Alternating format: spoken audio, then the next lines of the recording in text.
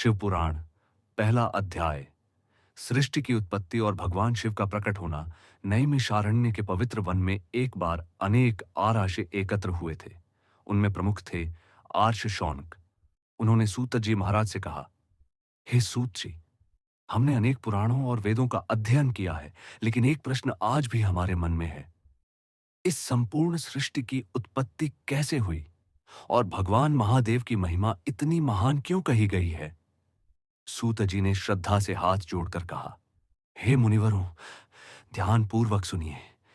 मैं आपको उस परम रहस्य की कथा सुनाता हूं जो सृष्टि से भी पहले की है और समय के पार है। सृष्टि से पहले का समय जब कुछ भी नहीं था, ना आकाश था, ना पृथ्वी, ना सूर्य, ना चंद्रमा, ना दिन, ना रात्रि।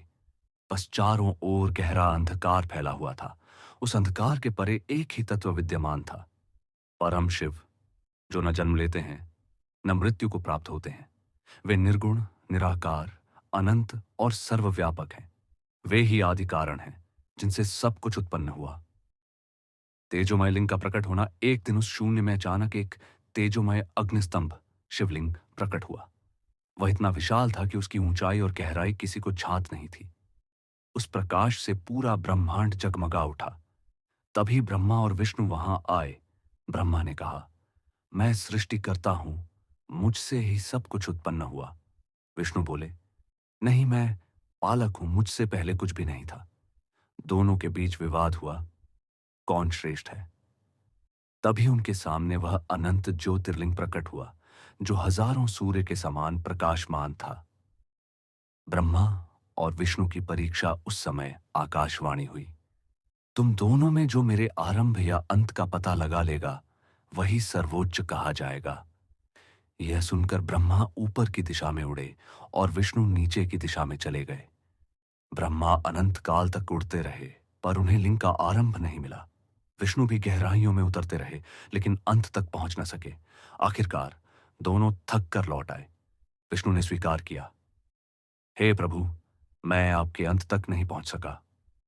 परंतु ब्रह्मा ने झूठ कहा, मैंने आरंभ देख लिया।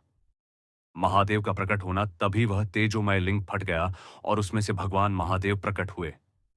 त्रिनेत्रधारी, जटाजूटधारी, गले में सर्प और चंद्रमा का अलंकार धारण किए हुए।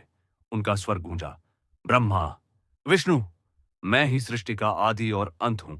मैं ही सृजन, पालन और संहार का कारण हूं। विष्णु ने झुककर शिव की आराधना की। ब्रह्मा ने भी अपने अहंकार का त्याग किया और क्षमा मांगी। त्रिदेव की स्थापना। भगवान शिव ने कहा, ब्रह्मा, तुम सृष्टि का निर्माण करो। विष्णु, तुम उसका पालन करो, और जब समय आए तब मैं संहार करूंगा, ताकि सृष्टि का चक्र चलता रहे। इसके बाद महादेव ने उन्हें आशीर्वाद दिया और अंतर्धान हो गए।